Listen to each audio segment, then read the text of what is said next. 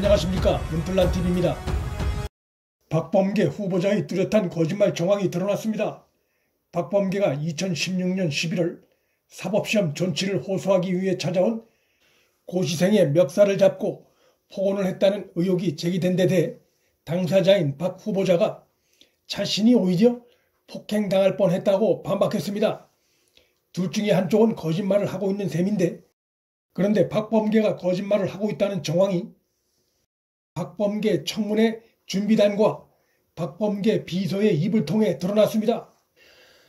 준비단 해명엔 박범계가 폭행당할 뻔했던 상황에 대한 언급은 전혀 나오질 않습니다.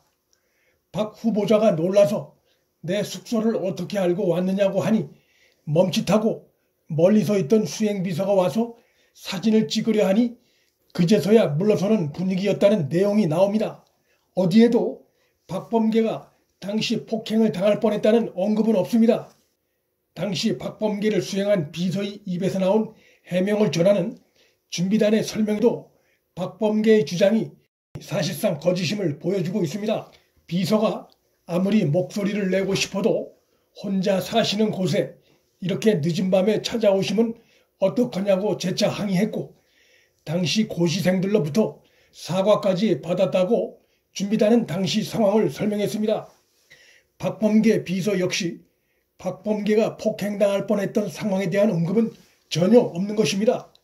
비서의 상황 설명은 사법 존치를 호소하러 박범계를 찾았다는 고시생들의 주장과 상당 부분 일치합니다.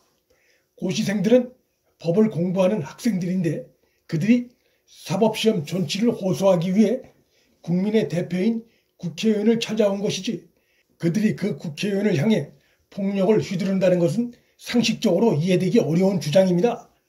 검찰에 영향력이 있는 법무장관 후보자를 상대로 이들이 없는 내용을 지어내 주장한다는 것도 상상하기 어렵습니다. 거짓말을 해서 얻을 이익은 장관 취임을 앞둔 박범계 쪽에 있지 당시 고시생들에게 있지 않습니다. 자신에게 제기된 의혹에 반박하는 박범계의 답변은 눈살을 찌푸리게 합니다. 그는 자신의 고시생에 대한 폭력 행사 의혹에 대한 반박을 넘어 자신이 오히려 폭행당할 뻔했다고 주장했는데, 이 내용은 마치 고시생들 여럿이 몰려와 자신을 폭행하려 했다는 뉘앙스의 주장인데, 이것이 사실이라면 심각한 문제일 수 있습니다. 그렇다면 그땐 왜 그 심각한 문제를 그냥 묻었는지 의아스럽습니다. 수사당국에 신고하든지, 아니면 그가 정치인이니까 언론에라도 밝혀 자신이 이렇게 위협받고 있다는 것을 선전할 만한데, 그땐 왜 그런 행동을 전혀 하지 않았는지 그 점이 매우 의문스럽습니다. 당시 박범계 자신이 학생들을 그냥 용서해 줬다는 얘기인가? 그런데도 그 학생들이 지금 당시 상황을 반대로 얘기하는 행동을 하고 있다는 것인가? 박범계 주장대로라면 상황이 연결이 되질 않습니다. 폭행당할 뻔했는데 고소를 하지 않은 게 아니라 고소를 할 상황이 아니었고, 오히려 고소를 했다가는 자칫 불이익을 받을 수도 있어 하지 않은 것으로 보는 게 맞습니다. 당시 현장에 있었던 또 다른 고시생 출신도 5일 언론과 인터뷰에서 박 후보자의 고시생 폭행 사건을 다룬 언론 기사는 100% 사실이라며, 자신이 폭행당할 뻔했다는 박 후보자의 주장은 명백한 허위사실이며 천벌을 받을 거짓말이라고 강력 반박했습니다. 여러 드러난 정황들을 볼 때 자신이 오히려 폭행당할 뻔했다는 박범계의 주장은 거짓일 가능성이 매우 높습니다. 이 거짓말 하나로도 박범계는 법과 정의의 주무부서인 법무장관 후보자 자격 상실입니다.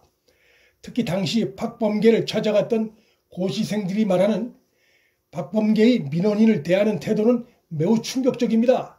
그는 사시 존치를 호소하기 위해 찾아간 고시생들이 박 후보자가 나타나자 2명이 무릎을 꿇고 사법시험 존치를 통과시켜달라고 읍소하자 그들의 멱살을 붙잡고 폭언을 했을 뿐만 아니라 수행한 비서에게 강제로 그들의 얼굴 사진을 찍게 하고 협박죄와 개인정보보호법 위반을 언급하며 위협을 했다는 것입니다. 국민의 대표인 국회의원이 자신을 찾아온 민원인들에게 그들의 호소에는 귀 기울이지 않고 법조항을 들먹이며 위협하고 쫓아내는 태도는 국민의 대표기관이 우선적으로 취할 자세는 아닙니다. 민원인에 대한 그의 고압적인 태도, 법대로 태도는 그가 영장판사 시절 때도 나타났습니다. 파출소에서 난동을 심하게 부리고 심지어 경찰관을 폭행한 취객에 대한 구속영장 청구에 대해 취객의 잘못이 아니라 취객을 제압하지 못하고 폭행당한 경찰의 책임이 크다며 영장을 기각했습니다. 당시 주폭은 가정폭력까지 행사하고 파출소에 연행되어 온 상태였습니다. 박범계는 경찰이 물리력을 동원해 주폭은 제압하지 않았다고 해서 가정폭력을 행사하고 파출소 난동을 부린 주폭은 풀어주고 경찰을 나무라는 태도를 보인 것입니다. 박범계는 무력한 공권력에 경종을 주기 위한 취지였다고 주장하는데 그것은 궤변입니다. 일단 주폭은 구속해야 공권력이 사는 것입니다. 주폭은 풀어주고 경찰만 나무라면 그것이야말로 공권력을 더 약화시키는 것입니다. 이런 인식을 가졌으니 사시 존치를 호소하기 위해 자신을 찾아온 민원인인 고시생들에게 폭언, 폭력을 행사하고 법조항을 들먹이며 민원인을 위협하는 행위를 한 것으로 보입니다. 박범계는 재산 신고를 누락한 것이 연이어 드러나 비판을 받고 있는데 최근엔 아내의 밀양 토지를 신고하지 않은 사실도 드러났습니다.